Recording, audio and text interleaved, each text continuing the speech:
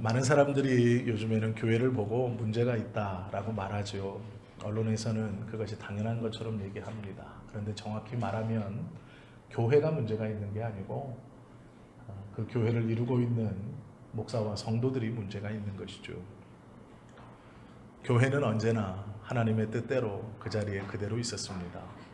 그런데 그 교회를 구성하고 있는 우리들이 문제가 있는 것이죠. 그것을 세상의 사람들은 교회가 문제가 있다 이렇게 말하고 있다라는 것이죠. 예전에 기독교인 하면 조금은 어리숙하고 착하고 청렴하고 거짓말하지 않는 사람들이라고 생각했었다고 합니다. 합니다.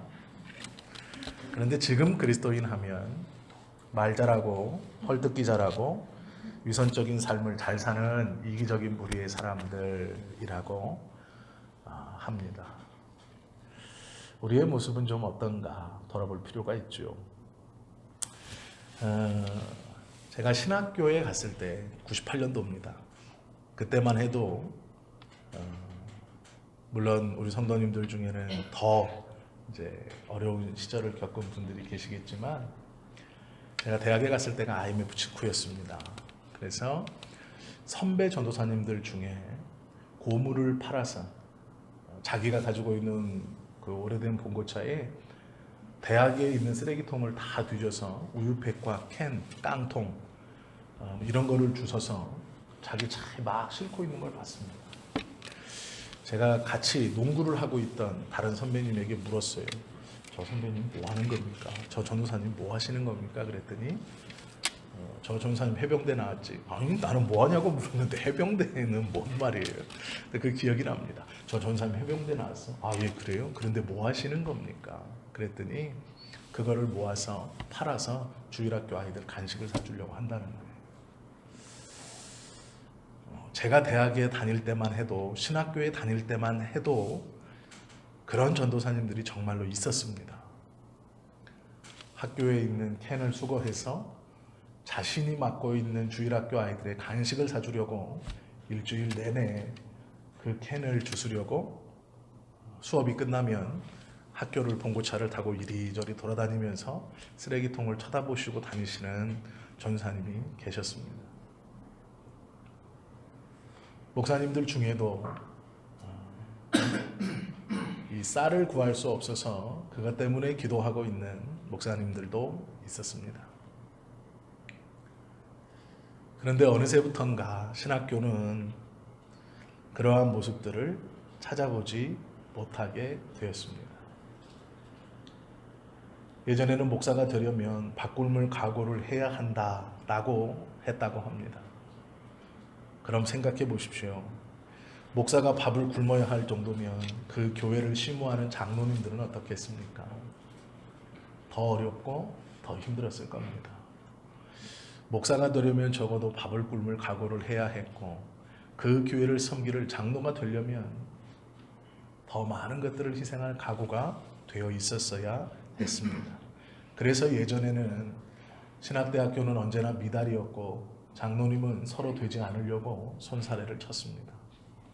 그런데 언젠가부터 신학대학은 12개 대학원 평균 5.5대 1의 경쟁률을 갖게 되었고 장로 선거는 세상에서 국회의원 선거만큼 치열해졌습니다.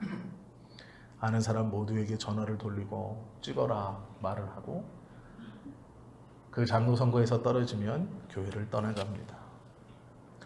왜 사람들이 갑자기 목사 장로가 되기를 열심을 내고 있을까요? 신앙이 좋아져서 그렇습니까? 물론 그러한 면도 있다고 저는 믿습니다. 그러나 더 정확히 말하고 구체적으로 말하면 먹고 살만하기 때문에 그렇습니다. 더 이상 밥을 굶을 염려는 없고 밥을 굶기보다 세상의 어떤 사람들보다 더 큰 것을 누리며 살 수 있다는 생각에 신학대학교 평균 5.1의 경쟁률을 갖게 되었고 장로 선거는 고생의 길이 아니라 사람들한테 추앙받는 길이 되었기 때문에 그렇게 열심히 되려고 하는 것인지 모릅니다. 교회가 급성장하면서 믿음의 진정한 기초 위에 교회를 세우는 것이 아니라 번듯한 건물과 그럴싸한 사람들 위에 교회 공동체를 세우고 있기 때문에 그렇다라는 것이죠. 마태복음 16장에 보시면 베드로가 이렇게 예수님께 고백합니다. 주는 그리스도시요 살아계신 하나님의 아들입니다.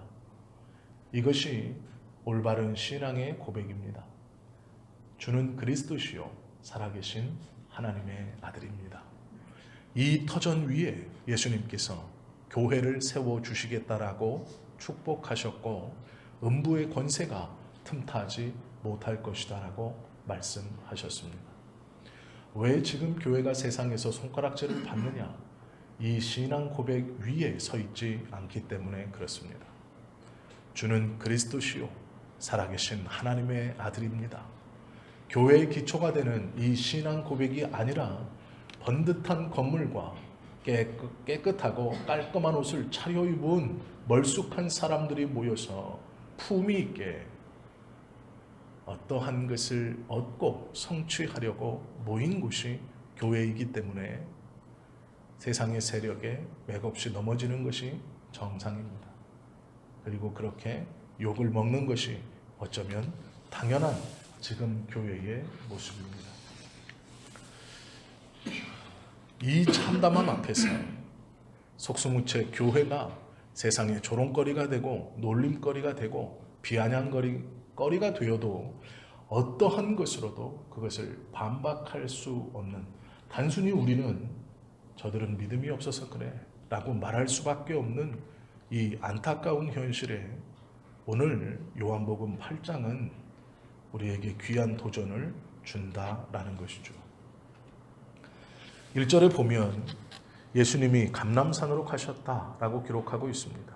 감람산은 예루살렘에서 성전을 마주보고 있는 맞은편에 있는 산입니다. 예루살렘에 예수님을 집으로 초청하는 사람들은 많이 있었습니다. 그러나 예수님은 그들의 집으로 들어가기를 원치 않으셨습니다. 왜 그러셨을까요? 예수님을 집으로 초청하는 모든 사람들은 그들의 마음속에 노리는 것이 있었습니다. 병을 고치는 것, 외형적으로 선언되어진 죄인이라는 것을 벗어버리는 것, 예수님을 모셔드려 자기의 이기심과 자신의 필요와 충족을 채우려고 예수님을 집으로 초청했습니다. 모르시는 예수님이 아닙니다. 그러기에 그들의 집에 가지 않으셨습니다.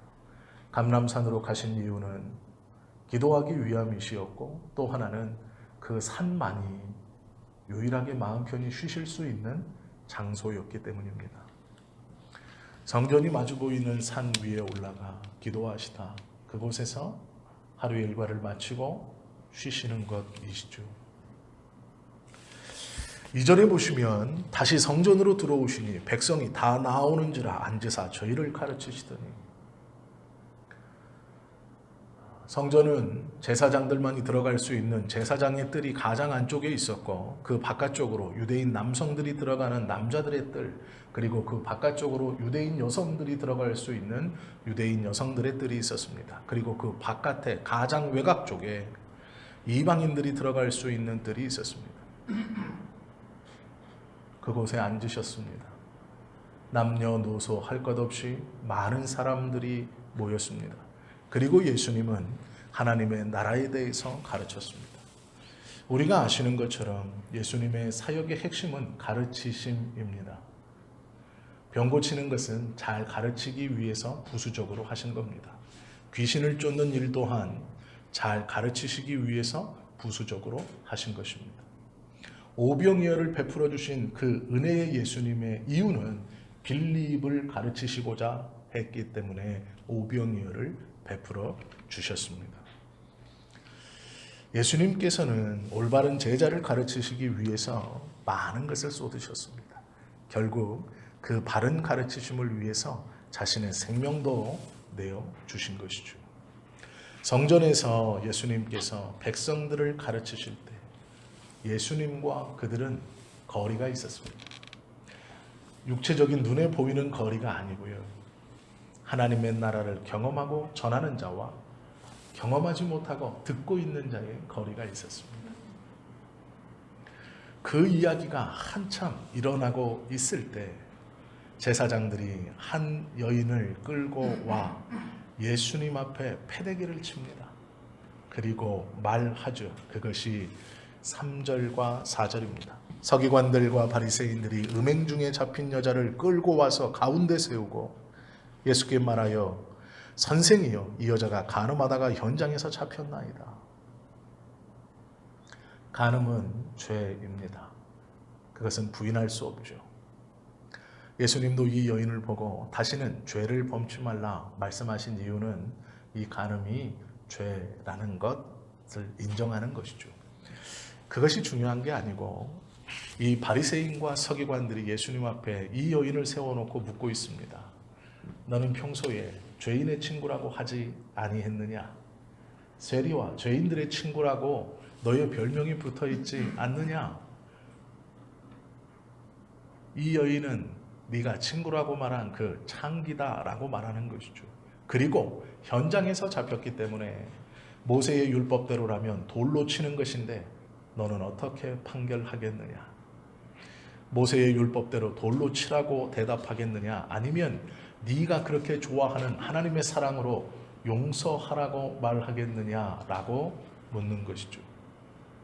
지금 예수님께서 이 하나님의 나라를 선포하시는 곳은 성전입니다. 이해가 되시죠? 길이 아니고 성전입니다. 그 성전 안에서 지금 제사장은 모세의 율법을 들어 예수님께 선택을 종용하고 있습니다. 죽일 것이냐, 용서해 주실 것이냐. 죽이라고 말한다면 예수님께서 그동안 계속해서 전했던 하나님의 나라와 용서와 죄사함에 대해서 무용지물이 되는 것입니다. 용서하라고 말하면 성전 안에서 직접적으로 율법을 위배하라 가르쳤기 때문에 예수님 또한 돌에 맞아 죽어도 합당한 이유가 됩니다. 이러지도 저러지도 못하는 상황입니다. 돌로 치라 명하셔도 공경에 처하고 용서하라 말하셔도 공경에 처하는 상황이 이것입니다. 제사장들은 의기양양했을 겁니다. 예수님께서 이 말씀을 들으시고 갑자기 구부정한 자세로 돌려 앉으시며 땅에 손가락으로 글씨를 쓰셨다라고 성경은 말씀하고 있습니다. 제사장들이 그렇게 어이없는 행동을 하고 있는 예수님에게 다시 한번 다그칩니다. 죽일 것이냐, 용서해 줄 것이냐, 결정하라. 그때 예수님이 일어나셔서 하시는 말씀이 너희 중에 죄 없는 자가 돌로 치라 말씀하시고 다시 등을 돌려 쭈그리고 앉아 손가락으로 바닥에 글씨를 쓰신다라는 것이죠. 우리에게 궁금한 것이 있습니다. 무엇을 쓰셨을까입니다. 무엇을 쓰셨을까? 우리만 궁금했던 것이 아니고요.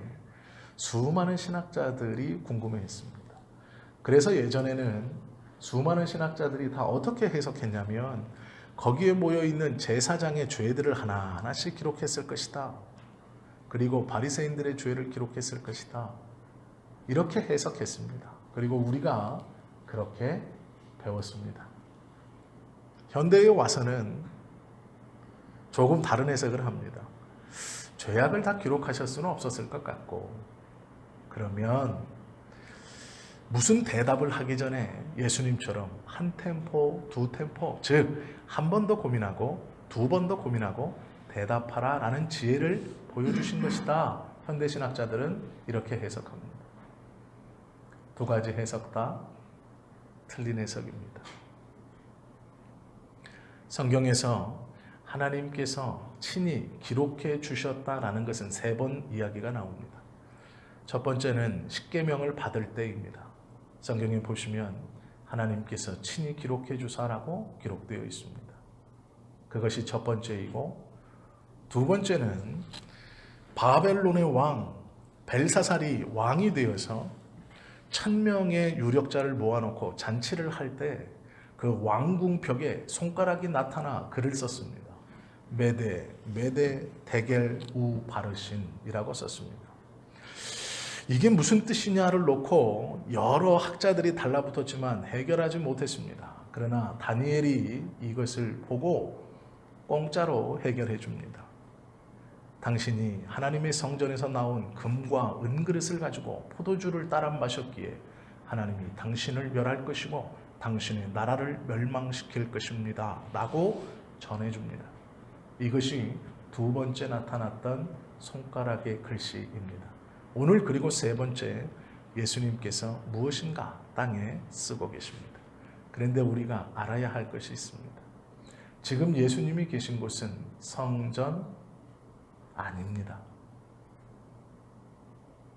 왜 제가 이 말을 드리냐면, 성전 아니라는 얘기는 이방인의 뜰이나 제사장의 뜰까지 모두 다 돌로 그 바닥을 다져놓습니다.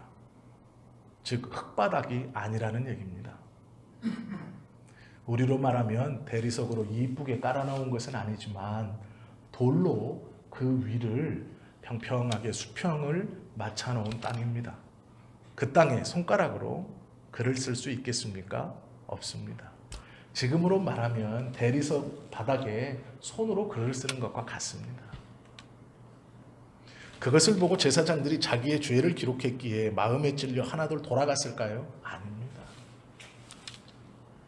그러면 현대 신학자들의 해석대로 그들의 죄를 기록하지 못했으니 어떠한 문제에 대해서 대답할 때 두 번 정도 고민해보고 대답하라고 예수님이 그렇게 하셨을까요? 아닙니다.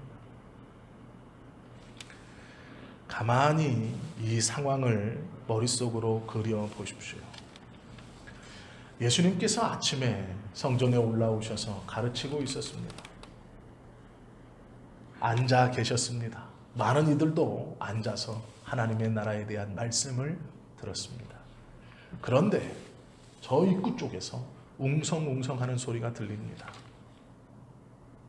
예수님이 그것을 못 보셨을까요? 그 사람들은 그것을 못 봤을까요? 아니요. 들어오면서부터 다 보고 있었을 겁니다. 그런데 그들 가운데 옷을 다르게 입은 여인 하나와 제사장의 옷을 입고 있는 무리들과 수많은 사람들이 따라 들어오는 것을 봅니다. 무슨 상황인지 금방 짐작할 수 있습니다. 예수님 당시에 창녀들은 옷차림이 달랐습니다. 그러기에 어디서든 금방 눈에 띄었습니다. 그 창녀를 성전 안으로 끌고 들어오는 제사장의 옷을 입은 사람들의 무리를 보고 이것이 무슨 일인지 짐작하지 못한다면 그것은 앞뒤 분간 못하는 어린아이일 것입니다. 거기에 있는 어른들뿐 아니라 예수님도 무슨 상황이 연출될지 뻔히 알고 있었습니다. 그냥 오는 것도 아니고 우악스럽게 끌고 오는 것입니다. 그리고 앞에 꿇어앉혀 놓고 말하죠. 예수님이 땅에다 무엇을 쓰시고 죄 없는 자가 돌로 치라 말씀하십니다. 그리고 또다시 땅에 무엇인가 쓰십니다. 바리새인과 서기관들을 불꽃 같은 눈동자로 쳐다보거나 응시하지 아니하시고 그들과 얼굴과 얼굴을 대면하기를 거절하십니다. 왜 그러셨을까요? 바리새인과 서기관들의 눈빛은 살기가 등등했을 것입니다. 이 여인을 죽인다. 예수도 죽인다. 그들의 눈빛은 번쩍번쩍 했을 것입니다. 가만히 보십시오. 가인이 동생 아벨을 돌로 쳐 죽이고 땅에 묻었습니다. 그리고 하나님이 나타나 묻습니다. 내 동생이 어디 있느냐? 그때 가인은 하나님 앞에 고개를 빳빳이 들고 말합니다. 내가 동생을 지키는 자입니까? 요셉의 10명의 형들이 요셉을 구덩이에 가두어 죽일 생각을 한 다음 그들은 모여 앉아 밥을 먹습니다. 자신의 피부치를 죽여버리기 위해 구덩이에 가두어 놓고 나머지 10명은 아무 일 없었다는 듯이 밥을 먹습니다. 자기의 동생을 돌로 쳐 죽여놓고 내가 동생을 지키는 자입니까? 그 뻔뻔함과 그 오만함이 우리의 모습입니다. 지금 제사장과 바리새인들의 눈에는 그 오만함과 그 뻔뻔함과 살기가 서려 있습니다. 그것을 보고 계실 예수님을 생각해 보십시오. 인간의 살기, 죄성, 다른 이의 생명을 무참히 짓밟아 버려도 아무렇지 않다고 생각하는 이들 앞에 예수님이 마주서 그 눈을 쏘아보는 것, 그것은 하나님이 아닙니다. 그 견딜 수 없고 몸소리 쳐지는 인간의 추악함 앞에 고개를 돌리고 등을 돌리실 수밖에 없는 것이죠. 죄 없는 자가 돌로 치라는 것은 너희의 죄가 있거든 치지 마란 말씀이 아닙니다. 인간을 아무렇지 않게 생각하는 너희들, 사람이 죽는 것을 아무렇지 않게 생각하는 너희들, 그 아무렇지 않게 죽음을 당해도 된다고 생각하는 그 여인을 위해서 내가 왔고 나는 십자가를 질 것인데 나의 목숨과 바꾸어 구원할 이 여인의 생명을 너희는 아무렇지 않게 죽이려고 하는 거예요. 그리고 그 살기가 끝내는 너희를 위하여 이 땅에 온 나에게도 미치고 있다라는 것이죠. 이것이 예수님의 마음입니다. 그러기에 돌아서실 수밖에 없는 것이죠.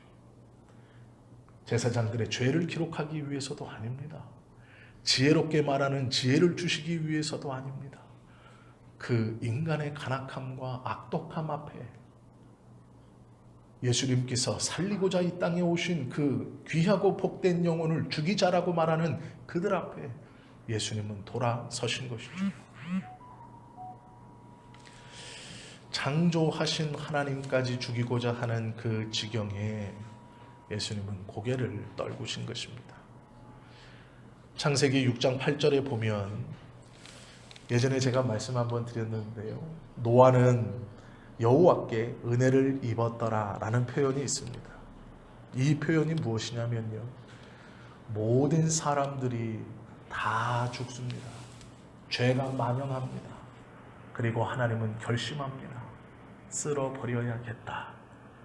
그때 오직 노아 한 사람이 그 눈에서 인자하심을 발견했다라는 뜻입니다.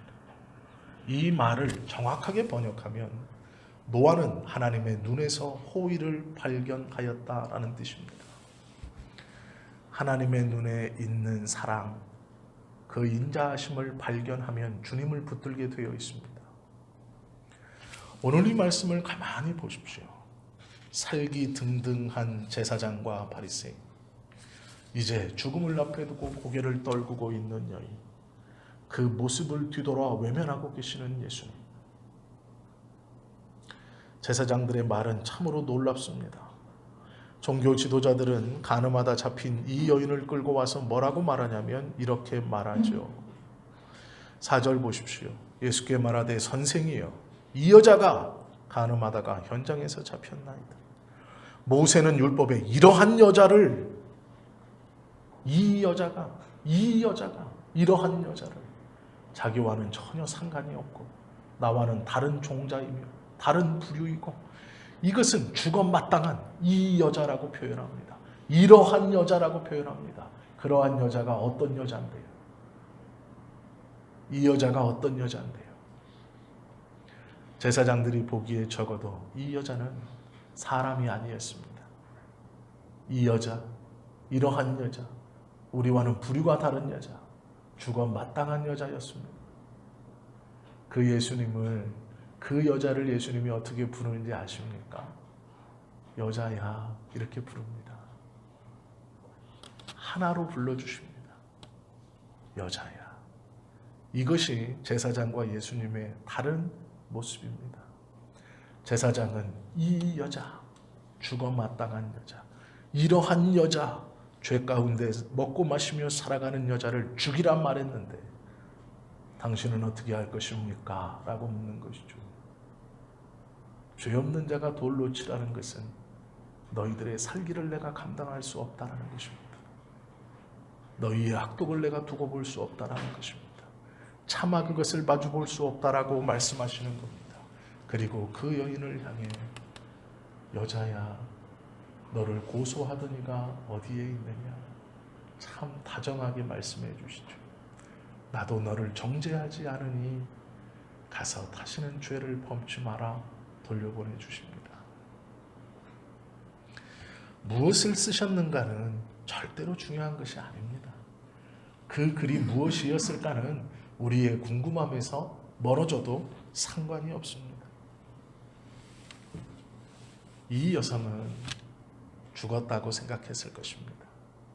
현장에서 잡혔으니 그 자리에서 돌을 맞아 죽어도 변명할 거리가 없습니다. 그런데 문제는 성전에까지 끌려왔습니다. 이 당시의 유대인들은 부정함을 가지고 하나님 앞에 나아가면 죽는다라고 생각했습니다. 그런데 자기는 지금 몸을 팔 때 입는 옷을 입고 성전 안에 들어왔습니다. 누구 손에 이끌려서요? 제사장들 손에 이끌렸어요. 그리고 수많은 사람들 앞에 공포되어집니다. 가늠하다 현장에서 잡혔습니다. 죽여야 됩니다. 그것을 받아들일 수밖에 없었습니다. 벗어날 수 없는 삶의 굴레의 종착점은 죽음입니다. 그것도 돌에 맞아 죽는 것이었습니다. 이 당시에 창녀가 된다는 것은 남편이 없었고 자녀가 없었기 때문에 여인으로서 친척이 없어 자기를 걷어먹여줄 아무런 사람이 없을 때 마지막으로 선택하는 것이 창녀입니다. 여인의 삶으로 어쩌면 가장 비참하고 가장 외롭고 가장 힘든 삶, 그 삶 속에서도 붙어있는 목숨을 연명하기 위해서 자신의 몸을 팔아 살아가야 하는 여인, 그것은 연약한 여성이 선택할 수 있는 마지막이었습니다. 그렇게 몸부림치며 살아가는 여인이 이제는 공개적인 죄인이 되어서 성전 안에서 죄인으로 돌에 맞아 죽습니다. 하나님의 나라는 언감생심, 꿈도 꾸지 못하는 것입니다. 이제 지옥불에 떨어져 영원히 고통 가운데 하나님께 버림받는 것이 이 여인의 삶이고 마지막입니다. 소망은 어디에도 없습니다. 그런데 그런 그에게 예수님께서 사죄의 음성을 허락하시고 죄를 짓지 말라 말씀해 주십니다. 이것은 깨끗하게 되었다라는 선언입니다. 오늘날 많은 이들이 자신의 죄에 대한 철저한 회개 없이 복음을 받아들입니다. 예수 믿고 부자 돼야지. 예수 믿고 병 고쳐야지. 아니요, 그것은 복음이 아닙니다. 자신이 죄인임을 알고 자신의 죄를 철저히 회개한 다음 예수님의 사죄의 음성을 붙들고 나아가 하나님 앞에 온전히 사는 것이 복음입니다. 회개, 사명, 그것은 우리가 죄인임을 깨닫은 다음 일어날 수 있는 일입니다. 그리스도인들은 누구나 예수님은 나의 구주이시며 그리스도이십니다 라고 고백합니다. 그러나 문제는 정말로 자신의 죄를 깨닫고 있느냐라는 것이죠. 그리고 그 죄에 대한 철저한 회개와 함께 예수님의 사죄의 은혜를 진실로 그 영혼으로 받아들이고 있느냐입니다. 예수님은 나의 구주이시고 나의 하나님으로 우리가 고백할 때 그 순도가 얼마나 짙은가, 그것이 중요합니다. 구약에 보시면 재미있는 기록이 있습니다. 에노스 시대에 이르러 비로소 하나님의 이름을 불렀다 이렇게 말합니다. 에노스 시대에 이르러서 사람들이 하나님의 이름을 불렀다라고 성경은 말합니다. 그런데 이 에노스라는 이름의 뜻이 무엇이냐면 죽을 수밖에 없는 존재라는 뜻입니다. 죽을 수밖에 없는 존재. 즉 이 말을 품면 사람이 죽을 수밖에 없는 존재임을 깨닫고 난 후에야 하나님을 불렀다라고 기록하고 있는 것입니다. 죽음은 죄의 결과로 우리에게 들어왔다라고 성경은 말합니다. 어느 날 우리가 죽는다라는 것을 실감할 때에 하나님의 이름을 부르지 않을 수 없습니다. 그렇다면 지금 우리가 그 하나님의 이름을 진실로 불러 그 하나님께 우리의 모든 죄를 고하고 깨끗함을 받은 후 온전한 믿음의 고백 안에 복음을 받아들이는 것이 맞습니다. 그때에 우리에게도 나도 너를 정죄하지 아니하니 다시는 가서 죄를 범치 말라 말씀하시고 계실 것입니다. 우리가요 11절까지만 보았습니다. 용서해 주셨죠. 가만히 이 말을 보십시오. 나도 너를 정죄하지 아니하노니 가서 다시는 죄를 범하지 말라 하시니라. 이 말은 창녀에게 하신 말입니다. 듣기 거북하셔도 조금만 참아 주십시오. 몸을 파는 여성에게 하는 말입니다. 성전에 끌려 들어와서 죽을 수밖에 없다고 생각했던 모세의 율법을 정면으로 어겼다라고 선포되었던 그 죄인에게 해주시는 말씀입니다. 깨끗해졌다라는 것이죠. 그럼 그 다음 말씀이 12절입니다. 예수께서 또 말씀하여 이르시되 아직 그 창기가 눈앞에 서 있습니다. 이해가 되십니까?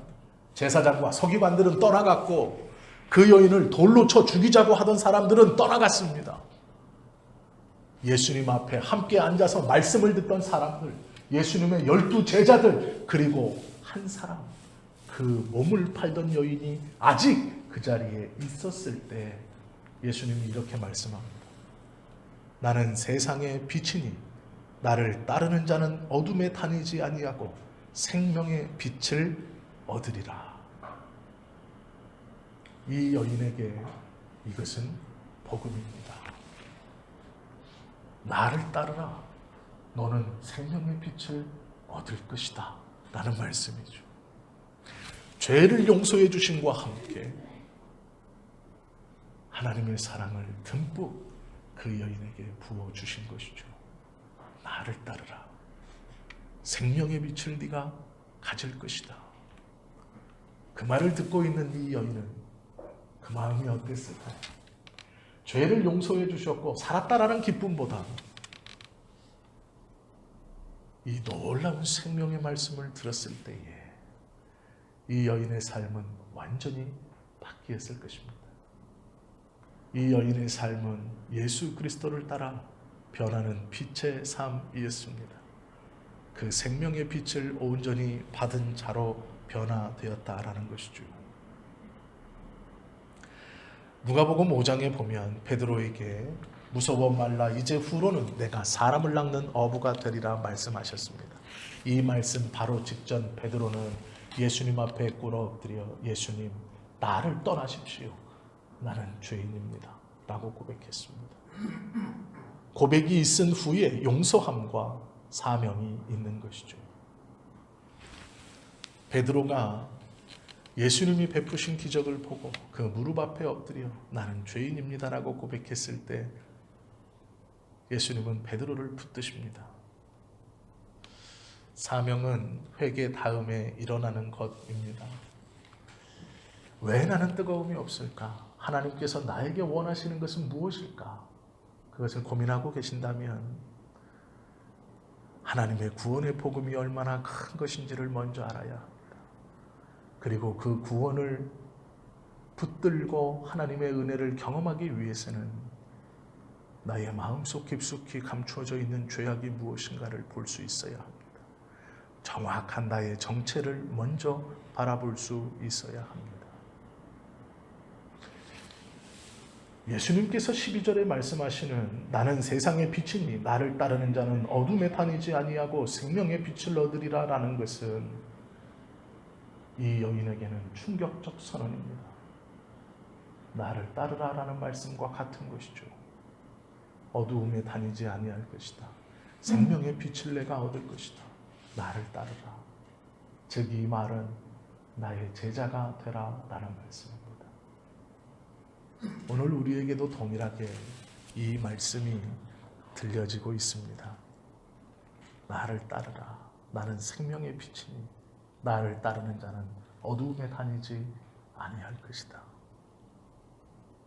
이 말씀이 우리의 심령에 울려 퍼지고 오늘 다시 한번 예수님의 이 놀라운 초청에 아멘으로 응답하며 이 귀하고 복된 복음을 붙드는 그리하여 예수님의 제자로 부지런히 우리의 삶을 살아가시는 하나님이 기뻐하시는 삶을 우리 모두가 살아가는 저와 여러분 다 되시기를 예수님의 이름으로 축원합니다. 기도하시겠습니다.